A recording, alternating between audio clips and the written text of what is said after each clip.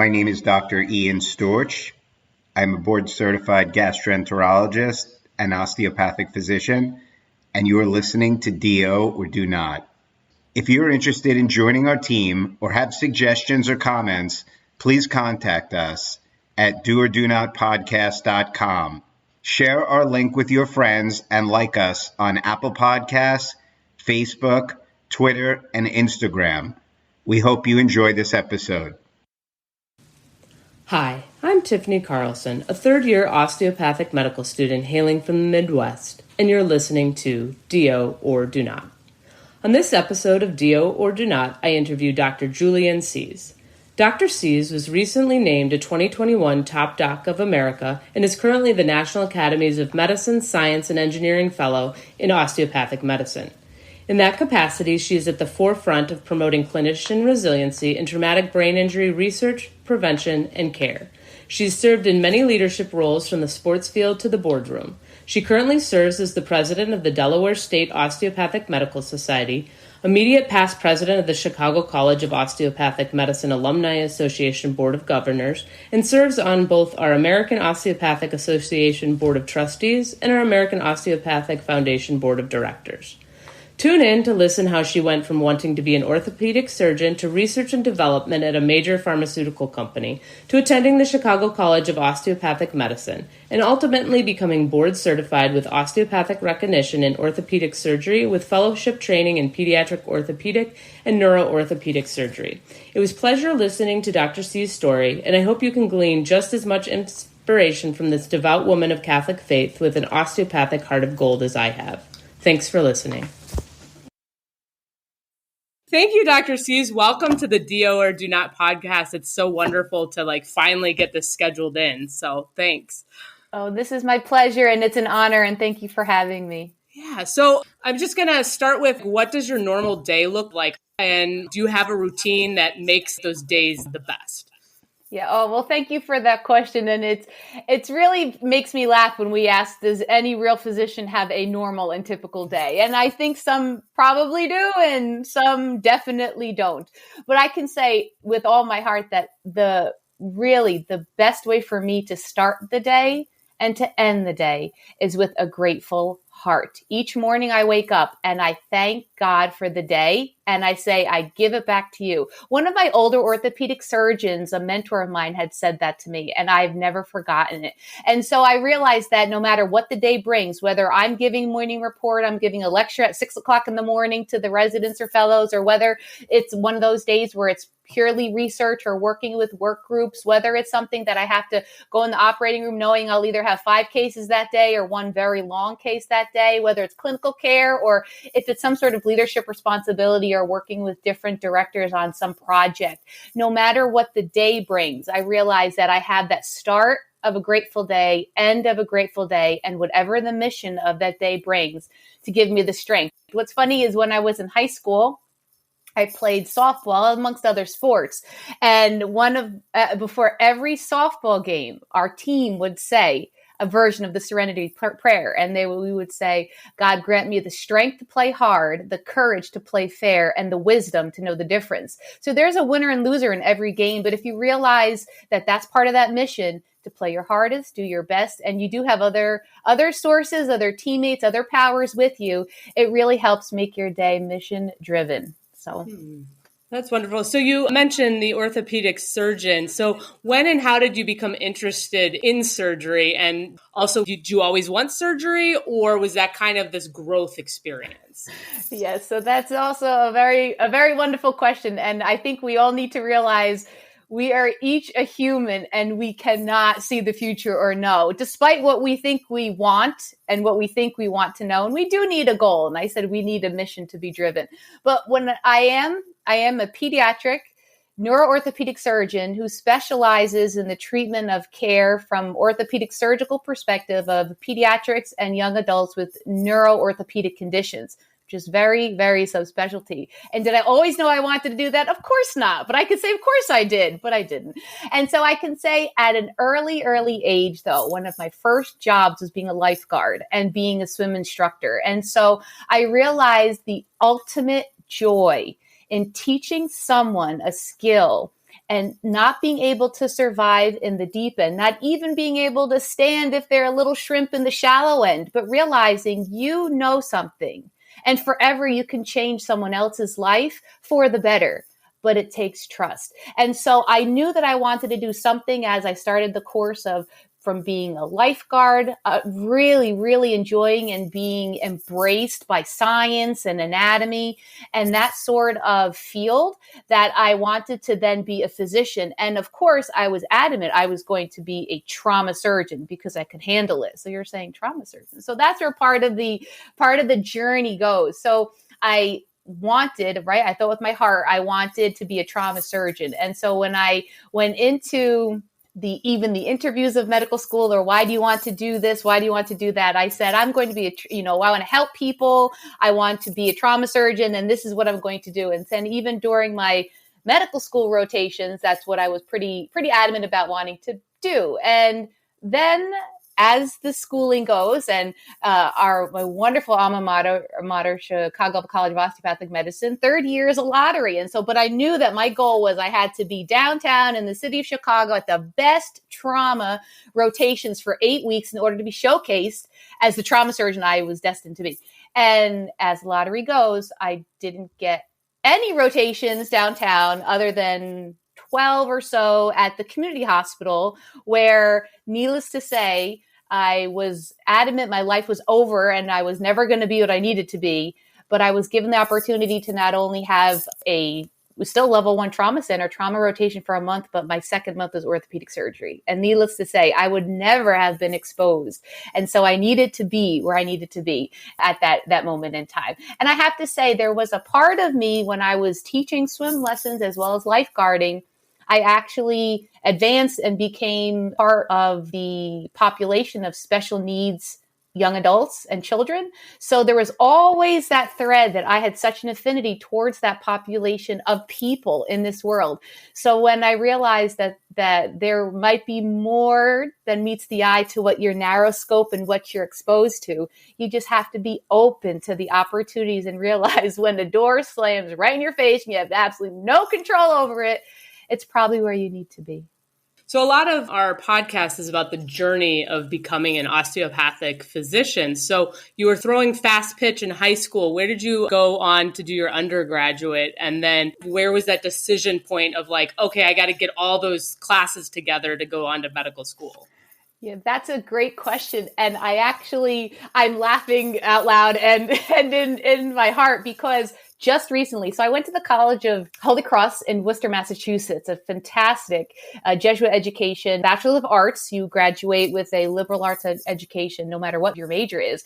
And we just formed a physician networking group this year. And the school has been around for quite some time. But from a perspective of while I was at Holy Cross, I was a chemistry pre-medicine major and a religious studies minor.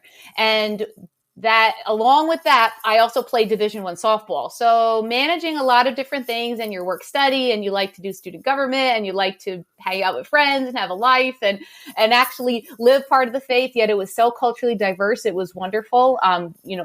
Say quite liberal, but just wonderful diversity. So the opportunities of being a chemistry major, balancing some things, I actually, again, as I was saying, at that point, I was going to be a trauma surgeon. I was destined. I'm going to go to school. I love sciences.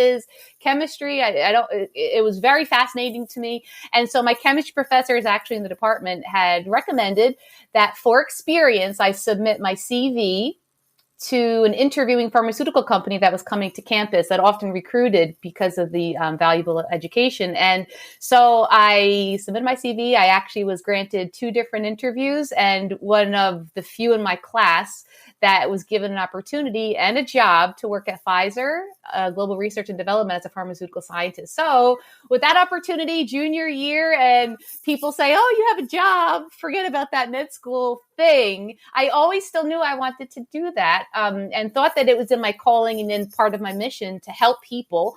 But I knew I would never be able to really practice and use the chemistry and use the knowledge that I've had from undergraduate to the degree that I could. So I took the opportunity, and perhaps you'd say I took the bend in the road, I took the curve, I took the path that I was meant to travel on. And I could never have really understood the value of performing pharmaceutical research at one of the world's leading pharmaceutical company. I was able to grant so many friends as well as research experience. I have 2 patents with the company, and it was one of those things that I could, always then was still destined to go to medical school in my heart. And I did. And, I pursued that, but I definitely kept open the opportunities that were there. And it was working in the real world and gaining that valuable experience for life is something I will cherish.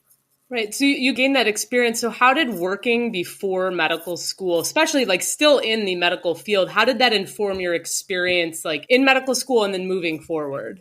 Yeah, thank you. That's a great question. So when I was involved, I worked in the liquids formulation group at the Pharmaceutical Research and Development Division of Pfizer at the global headquarters. And part of the drugs that I was working on, one of them, there were a number of them, but one of them in particular was having the exposure into the first phases of clinical trials and working on a dynamic team with not only the benchtop researchers, the scientists, and early development. Part of my job was to make sure that this drug, since it was liquid, did not form out of solution and turn into, dirt and dust, and how it couldn't be not administered to a patient, and actually talking to those clinicians that were working on this. And it's classified, but this bone restoration type of drug. And so it was something that was very important to work on that dynamics of a team across the spectrum of all those different professionals in the health industry. And so that experience, not only though realizing there is a bigger picture to really, again, staying balanced, where our scientists were very attuned to well-being and wellness, and realizing you spent time in a lab, and then you spent time at your desk, and then you spent time here, but that you're a real person too. And so there was a lot of dynamics amongst a working environment, a very healthy one. We had different activities, different community outreach, even with that group of scientists, you say nerdy scientists, but then realizing that particular group actually was one that we'd say was high turnover, but basically the scientists and the scientific minds were then utilized in a lot of different places. So a number of people went on to academics, a number of people like myself would continue on to medicine, but it was part of that personality and part of that dynamics, that working in the world and realizing that different aspect of health and promoting parts of medicine that then now using into the medical field is something that is quite tremendous and remarkable. And as I can say, I first learned about osteopathic medicine, though, when I was back in college. We had a very wonderful relationship with the osteopathic and allopathic medical schools in New England area. And I can say Unicom was outstanding. And so it's one of those where our school was so open and attractive to all different kinds of medicine and philosophy, but yet our teachers and our professors wanted us to look into it. So that was where I really started to look at what is the difference between being a DO and being an MD. And you're right. What are the other options? You can have other professional degrees that you could use in different aspects of medicine, not just being a physician. But nonetheless, when I started looking into the philosophy of, again, treating the whole person, mind, body, and spirit, you learn the same. We are all the same physicians learning the same anatomy that hasn't changed, the basic sciences and all of the medical aspects of actual education. But yet there's a whole wonderful philosophy of using osteopathic philosophy principles as well as manipulative treatment, and how that's changed some of the biggest pandemics, or such as the Spanish flu and other types of opportunities where you really need to think outside the box and use all the tools in your toolbox. And so back then realizing, well, you get to learn and treat the whole person and realize it's all connected. That's a no-brainer. DO is the way to go. And so while working at Pfizer, I, still pursued and had the heart for pursuing osteopathic medicine. And that's when I continued on the path and then was in applying to medical school. Mm-hmm. And so what was that decision point of you're applying to schools, and then how did you make your decision to accept the school that you chose? Sure. And that's very interesting, because it's true. You think, and people were saying, you have a job, you're a scientist, you could stay in this career forever. And that's very true. And it was wonderful. But again, it was that, what do I think is my mission? What do you think is my calling? And how do I really feel that my skills that I've had and what I could even learn as a forever learner. And so I realized then with thinking I wanted to do something tactile and be surgical, be a trauma surgeon. I looked into really regions of the country, and it was just by pure exposure, whether it was through the scientific travel with work or other family and friends and such. So I looked in the New England area, the New York area, and the Chicagoland area. And so it was really, I say, an unfortunate no-brainer when I stepped on, and I knew the osteopathic heart was part of my heart, and the stepping onto campus at Midwestern University at Chicago College of Osteopathic Medicine, it was, you say it was the fit, but also because not only were the students happy where they were, they explained that the faculty, went above and beyond in mentorship and in guidance, whether it was through good times or struggling times. But every person is supposed to succeed. And that's the way it's supposed to go, even in any type of medicine. It's very disheartening when you hear sometimes people talk about horror stories of medical school and who doesn't actually work together. But that's what our entire world of medicine is. We should really be leaning on each other to help what's the best care in all advances of every disease or treatment processes and every type of person. And so with Chicago, the legacy being one of the founding osteopathic colleges, as well as the opportunities, the exposure to not only the suburban areas, but the city areas and across the country, it really was a combination of things that led me to really want to pursue and be very fortunate to have gotten into such a great school. And so when you were at Chicago, what kind of things did you do? It's not always in the lecture that we learn. So what things did you do? Did you do research or any extracurricular activities while you were there? I'm laughing. You're only supposed to study. That's what and jokingly, I will say, people will say, you even chose Chicago. When they do, we talk about Black January. You go to school in the dark, you leave in the dark, you don't think the sun exists because there's very limited daylight, and you really are indoors quite a bit. But when you make it outside, it's usually in the time of day that the sun has gone to sleep and the moon is shining. But from the activities again that continued, I'd say, theme of when I was in high school, being well-rounded. I didn't just play one sport. I wasn't just involved in one thing. It's your muscles, if they don't get used, they atrophy. Or if then you pick them up out of nowhere, you break or hurt yourself. And so it's very much staying in balance, but that's not only with your body, but with your mind and your spirit and everything that we see holistically. And so, but even at Chicago College of Osteopathic Medicine, what's phenomenal is the encouragement and the promotion that you need to do other things and not just study, and then study some more, because you do need to eat, you do need to sleep, you do need to, say go to church or go practice your culture or religion and talk with family, and you need to do other things. So I was very fortunate amongst the many things that we did,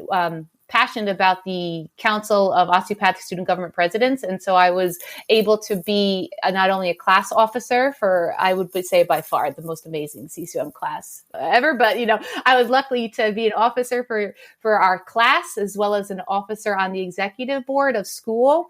And not only, though, being part of those governmental positions and being able to advocate on a national level back and forth to my classmates and my school, but just in general, the entire student body is encouraged to be part of and welcomed into the Illinois State Osteopathic Medical Society, OMED at the AOA conventions, DO Day on the Hill. All of those things really were important to the passion and the mission, and continuing and realizing you are part of a huge, diverse osteopathic family with so many parts that you can then continue to be a part of. I did not do any research when I was at CCOM. I actually felt that I had gotten quite a bit of research experience under my belt working for Pfizer, but I took the opportunity at Chicago and at Midwestern with all of the different leadership roles and other activities, working with the Alumni Association and so forth, to really try to expand and be, again, like that well-roundedness. Although I have to say, we did have our intramural sports, and I'm not sure how many different areas of the country, but one of the bigger medical schools downtown in Chicago would always run the softball tournaments, and our class won one year. And so we've had, there's bragging rights all over the place, and who is the fittest and the best minds and the hardest. But again, it goes back to that simple prayer that I would say, give me the strength to play hard, the courage to play fair, and the wisdom to know the difference. But, it's pride in the end. It's all CCM pride in the end. So. Yeah. So we're kind of in exciting times right now in terms of medical education. So we, with the combined match and such, did you take the USMLE while you were in school? Yeah. So that's a very good question. And I have to say, I am not sure if the same myths forever are always there. So for example, when I took the COMLEX and I took the USMLE too, actually, but I didn't need it. I didn't need the USMLE from a perspective of any sort of acceptance other than self-driven. So I took the USMLE because I was studying for the COMLEX and I was studying for, I personally wanted to take the USMLE, but there was no reason that I needed it for anything. What's interesting is though, as I said, I wanted to be an orthopedic surgeon in the way that everything worked out. So part of my rotations that were part of the lottery, and I realized my fall of my third year that I also needed to all of a sudden, really gun and study. And if you realize, I'm late to the game of the specialty that I want. Well, it doesn't matter. If you figured out that's where you want, you're going to love what you do and do what you love. You study, you work hard. And again, everything's going to work out the way that it should be. When I wasn't forced or told to take the USMLE, but again, it was one of those perspectives where it's a myth that's out there. And we as osteopathic physicians are just as strong and smart and unnecessarily don't need to take a test that doesn't really need to do with anything of our future aspirations. So. Thank you for your candidness. So orthopedic surgery is what you ultimately chose to go into. How was your experience with the application process? And what did you look for in a program to fit you? Yeah. So I would say, and that would be part of it, where I want to remind everyone that every rotation matters for every part of your future and your practice. So again, considering and thinking that I still wanted to be in a trauma surgical field, even though realizing that I didn't want to do that, and what I could have done on my orthopedic rotations could have made or break my future. And so the same is true with any of the other rotations that you're on in any specialty. Just because you aren't going to be a family practitioner or going to be a radiologist doesn't mean that you don't give your heart and soul and realize this is the only opportunity you may need to learn any of those skills. And so when everything that you do and everything that you learn, you may need someday, and it might not be in your own particular environment of practice, but you just might be on a plane someday. You just might be at a sporting event, or you might be at a neighborhood or just somewhere in a store. And somebody says, is there anyone with any medical advice or abilities or professional that can help?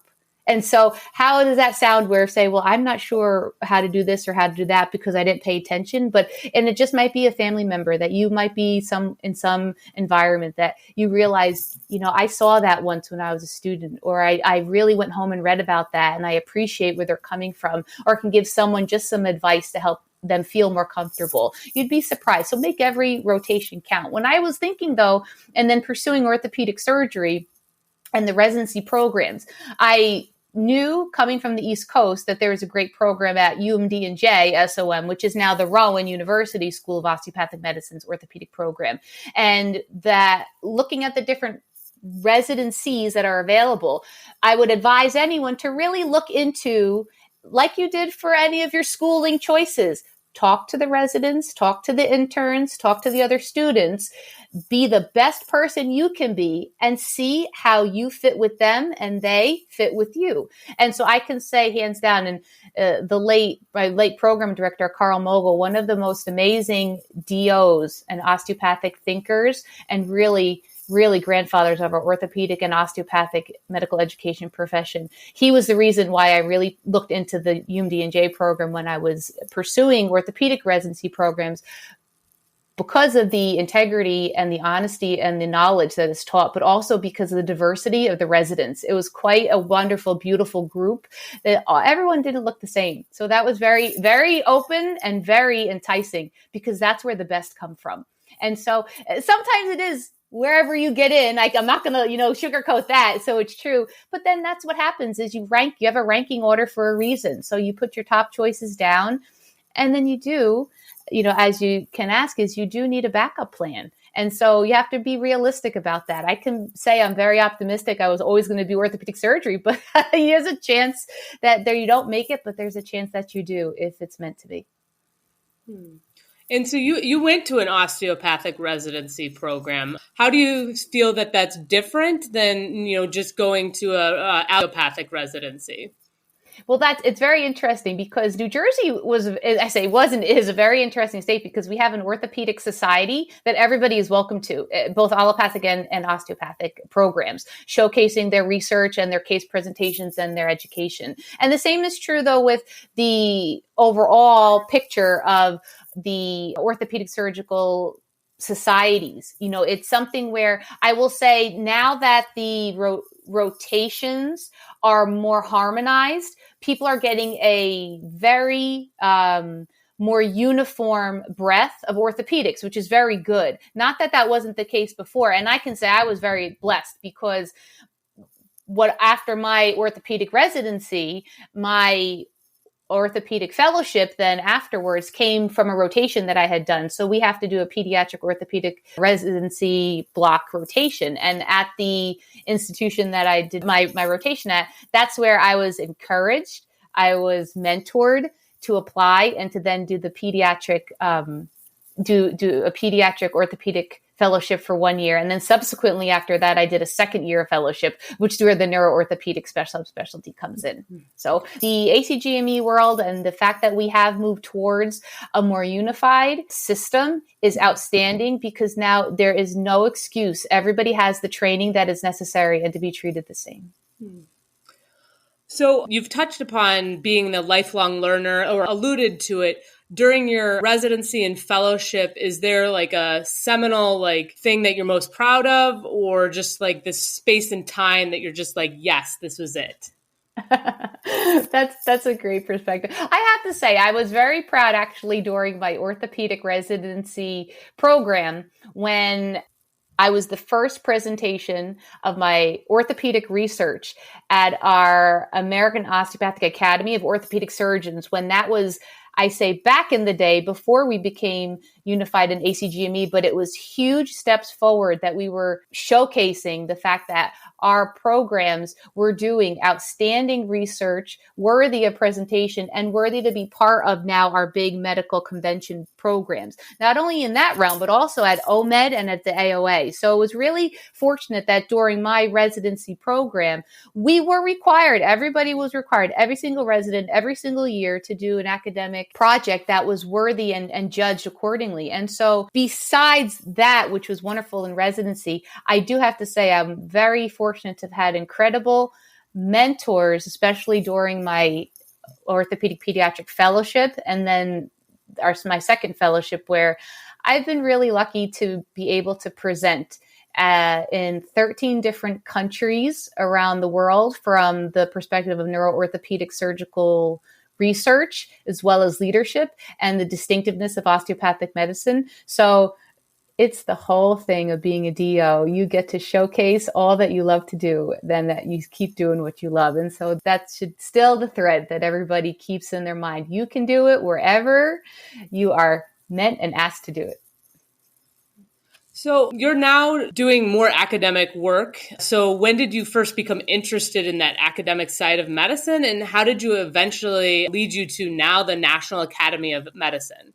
Yeah, I have to say that's something where, as I mentioned, I've always been interested in science and in being a chemistry major in college, and then subsequently going on to real pharmaceutical research for a profession at Pfizer. And so right after that, I've always kept in that mindset of, well, if you ask a question, where's the data? And if you can't find the data, guess what? You have a project. And so unfortunately, everybody that knows that my students and residents and fellows know, they ask me, well, why are we doing that? And I said, well, because that's how so-and-so did it. I said, where's the data? We have no data. Guess what? Who has a project? And that was the wonderful mantra that was always brought to me. I said, oh, great. Here we go. So then you get back to the grindstone and you keep that thread of always being a lifelong learner and asking those questions and questioning the science and the dogma or even what's out there, because things change, life changes, people change, opportunities change. And so a world of healthy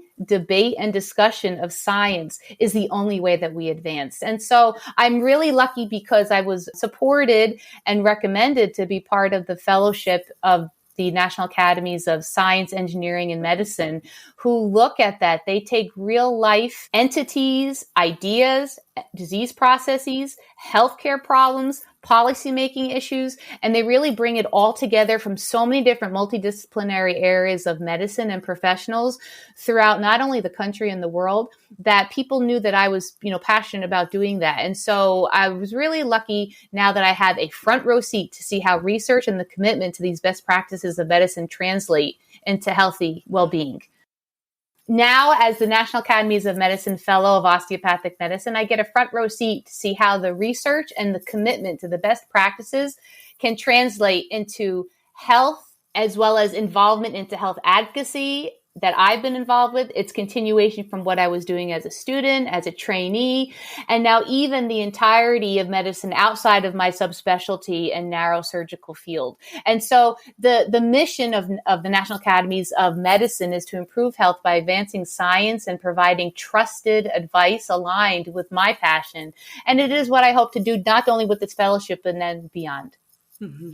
And so how were you invited to do this fellowship?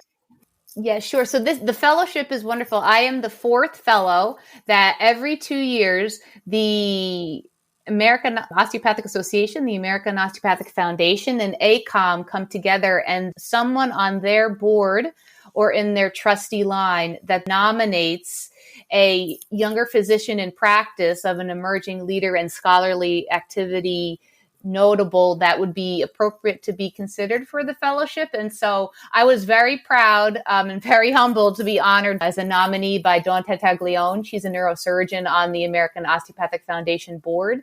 And then I often say this, but it's true. I called around and asked around with our family tree. And we always say that, not that we have any nuts on our family tree or that anything doesn't fall too far from the tree, but you really value our family tree as an osteopathic family. And so the guidance and the support that I was given by some of the most outstanding leaders at that time, the president of the FAOA was Dr. Burns, as well as my dean and one of my mentors, Karen Nichols from CCOM, as well as Bob Kane from ACOM. So all of those physicians, as well as from my AOF nominee, supported the fact that, and I was honored to be chosen. And so now I've been in the fellowship for a year.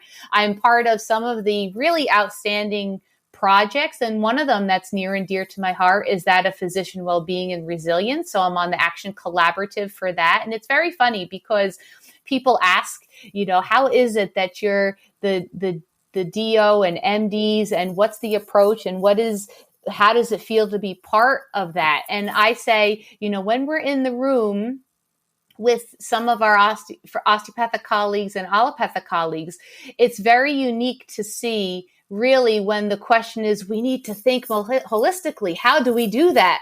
And all of a sudden, all the DOs are looking at each other, and we have a number of different ideas that could come across with that. But also, we realize we don't have all the ideas. So we really need to work as a team. But it's wonderful, even in the fact that our trainings are so different, that we're able to utilize that. We are all on the same team of the medical and well-being and health of our entire nation, not just our front healthcare workers, but that is so important even now in our today's day, but everybody that's involved, the solo practitioner to someone who's really in a conglomerate of a health system.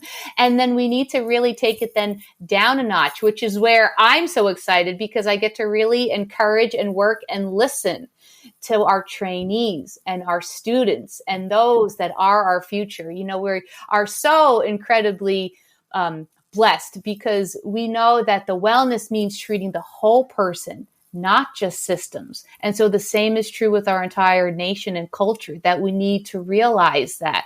And the best way to see that is looking at each individual, but then also really, considering the patient and the clinician into that. So that's what really focuses our osteopathic principles. And it's funny because the number of DOs is wonderful, has tripled over the past 3 decades. And today there's more than 168,000 osteopathic physicians and med students across the country.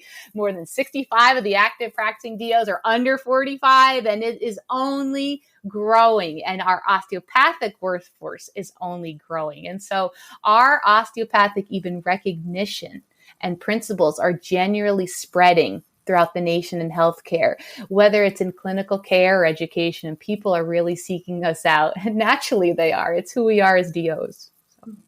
So with this, you mentioned this national agenda and like being able to affect that large population. And you also mentioned Dr. Nichols, and she just has a book that just came out about physician leadership. So how do you kind of see the physician as a leader, especially now that you're doing this fellowship? Yeah, that's a very great consideration and comment. And I say not argue, but promote.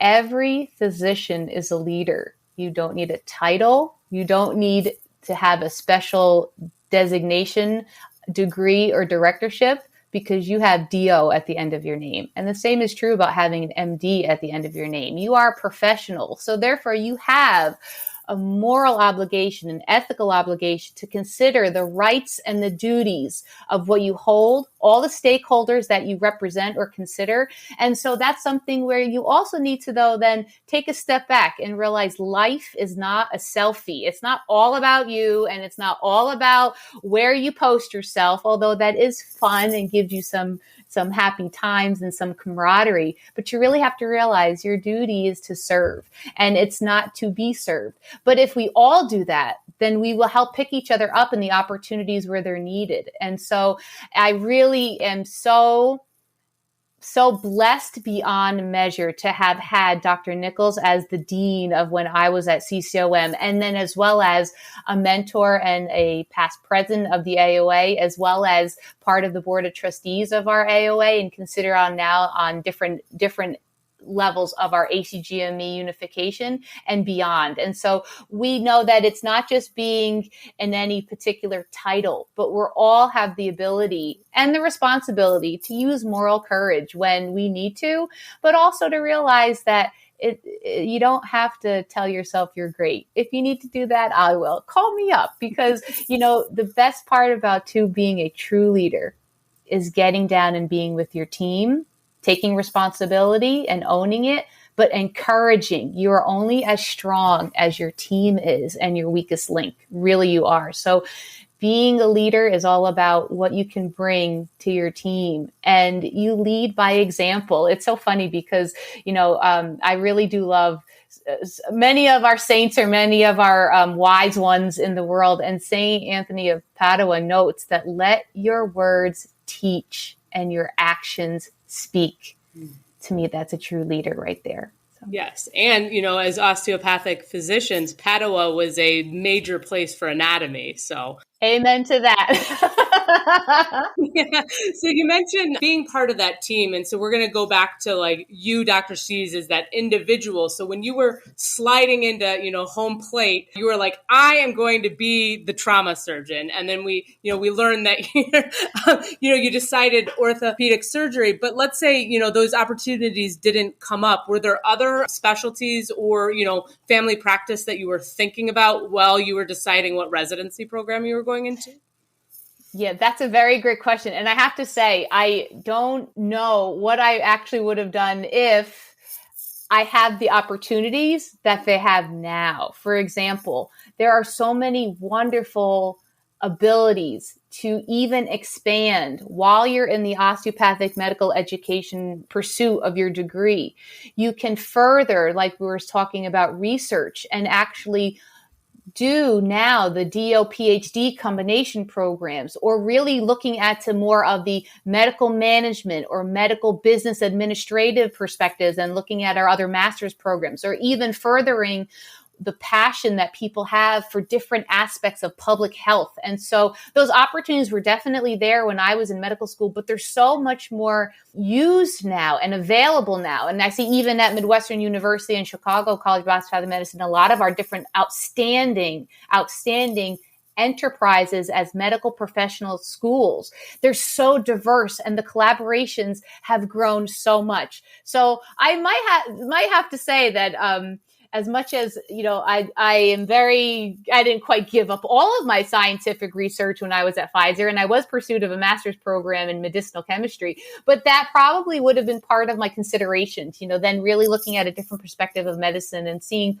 what else might say tickle my fancy or really where my talents could be utilized in those types of programs.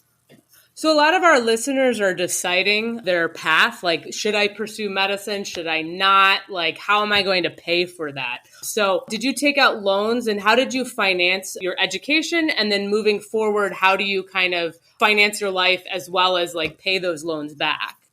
Oh, those are great questions. I have to say, the only lottery I ever won was in high school when I found the gray M&M and I won 6 months free of M&M supply. And since there was an expiration date, I was definitely the popular kid in school because I gave all the coupons away. But besides that, I didn't win the lottery for money and I didn't quite think of selling them, but that probably would have got me in trouble if I wanted to be honest and have integrity. So only at cost. But nonetheless, as far as you bet I took out student loans. When I say everybody takes out student loans, maybe mostly everybody takes out student loans. And so I can honestly say I didn't think of any of that because if I did, it probably would have run my life and driven me in the ground and I wouldn't know what to do. So I just ignored it. And so I realized, though, ignoring it from a degree of you have to be responsible and you're a student. So you kind of have to think about it that way where you can't be extravagant in your living and you have to be mindful that you do have to pay off your debt at some point. And so I got some great advice after I graduated from medical school, having 6 figures plus, worth of debt and not having the job to pay for it yet, but having an internship and then having a residency. It's not exactly an attending salary, but you can try to really chip away at the debt that you have. But then I did not consider the salary when considering my specialty because again, I was going to be a trauma surgeon and I was just thinking I wanted to help people, save people and the guts and galore and really just use my talents how I could best serve. But then I went into a specialty because I realized I would love what I do and do what I love every single day. And that's the most important key because you can have money in the world, you can have debt in the world, but still if you don't really passionately care about the patients you see, or really if you go into academic medicine, love to teach the students, residents, fellows, or even other health professionals, then you're not going to be happy. And no matter what you do, it's going to have a burden on your heart, your financial pocketbook, and your soul. And so that's where part of really thinking is, where do you want to see yourself as far as that type of medicine or that type of surgical specialty or that type of practice setting? Every day, whether it's in a hospital care or private setting, everyone has their joys, everyone has their headaches associated with all of that. So it's hard not to hone in on it, but realize that you will have debt. Don't let it run your life. And when you do get out of medical school, try to really live responsibly and chip away at your debt. I can promise you, because it has been done. If you do that, once you become attending, you still be responsible and you still live a little bit on the lot of bit of don't be extravagant is what I'm saying. And you will pay off your debt. It can be done in 10 to 15 years. And then if you do take it where it's more of a couple decades because there's other responsibilities and life situations happen. But it can be done. Don't let it run your life, though, because you really do need to do what you love and love what you do. So let that be your choice. Well, thank you for that advice. And I think you keep saying love what you do and do what you love. So our podcast is called Do or Do Not. So it's based kind of on Star Wars. And Star Wars is based on the hero's journey from Joseph Campbell. And so this idea of the hero's journey, both as a physician and then now as like many of like our first responders are now that hero. So can you tell us like one thing about you that has made you successful? Really, what is your superpower? What makes you kind of that everyday hero? We were joking. I would never consider myself a hero. It's really, really rather interesting, to consider that. But you say you're a real person, but and people would often say, how do you do what you do, and what are you drinking, what are you smoking, what are you living, what's going on? And I would always say in honor of National Coffee Day that I had the shot or espresso or something, and that was it. But I have to say, my superpower is my faith. There's nothing to sugarcoat that, is that I believe that my faith, everything comes from there. My strength, my joy, and my freedom. And part of that too is that you have your family. So, and it's not just by blood, but it's also by osteopathic blood. It's also by all the people in your life. And so, but that's something where the last I checked, our beautiful world of blue skies, green grass, white clouds, a bright, blessed day and dark night still revolved around the sun. We need the sun for everything. We need it for warmth. We need it for life. We need it for, this entire gorgeous universe that we live in. And there's no other life that we know of, but we know our Earth, and we're pretty smart people, but we still are not the center of it all. And so you have to realize that as a person. And if I realize that as a person, then I realize there's a higher being, and there's a God, and there's a faith. And if I could do that, then freedoms me for, I'm going to make mistakes, and I am a human, and I'm a person, and I'm going to need to lean on people, but they're also going to need to lean on me. And so we're in this wonderful relationship with each other. And so once we realize that, everything falls into perspective, everything seems to have a little bit of a different purpose, and you can really find true joy. And one thing that I often, Aronson writes that you just have one life to live, and there's a dash in between the due dates of your life. And so sometimes the smile, that is the shortest distance between two people. And so once you really realize that you can make a difference, even just by being and by smiling, or by holding someone's hand, or thinking about them from a whole perspective, people are going to think about that about you when you really need it too. So it's all connected together. So I'm going to touch the third rail and ask you, how do you obtain a work-life balance, and what are your hobbies? Sure. It goes back early. I say, what is work-life balance? Do you work to live or live to work? And what's the balance of it all, right? And so I realized a long time ago, though, that you need to be well-rounded, you need to be well-balanced, and you need to keep everything, mind, body, and spirit, in the best sense of the word, to have well in being. And so it's easy to say to make time. It's often so much more challenging to do. And no one knows really the shoes you're walking in but you. But you can be assured that at some point, without sleep, you can't stay awake anymore. And so without balance, you can't be the best for you, for others, for the people and the responsibilities that you really need to do each day. So every day, the simplest thing is I make time for prayer, I talk to my loved ones, and I exercise. Sometimes it's combining 2 or 3 of them all together. But I do love to travel. I love beaches and ocean. It puts everything into perspective. One little drop of water is so much different than the ocean, and what is the perspectives of those. And whether it's by foot or by bike, or I can often say, and I love sports and athletics, but if you can play a good game of pinochle, you let me know, and the game is on. Great. So you mentioned faith a lot, and so I think he's a French priest, Henry Neuvin, and he works with this special needs man, and that's his mission, is to work with him. And so as an osteopathic physician, we had talked earlier about a young man that you worked with that was kind of losing hope, and you were able to kind of get him to believe in himself, even though he was living with CP.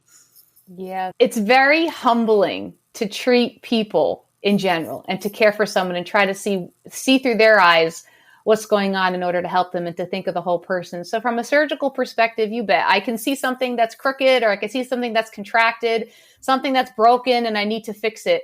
But the best outcome is not going to come unless everybody really knows what's going on and there's a holistic view of it. So I had a patient who is a very smart young man who has hemiplegic cerebral palsy. So the part of half of his body doesn't quite work the same. So his brain isn't exactly controlling his arm the right way, and it doesn't work. And his leg now has become to a point where he can't put his foot on the ground, and he can't put on a shoe. And he loves to play soccer and keep up with his friends, and he wears a brace, but he's cool. He doesn't mind, and he's quite the smart young man, but it comes to the point and his parents understand that something does need to be done for the best of his life so he can live life the best of his ability. And I have the ability to help him do that because I'm a surgeon and I understand the condition. And, respectfully, I can say easy. I just need to, cut his heel cord, make it longer, put his foot back on the floor, and he'll be great.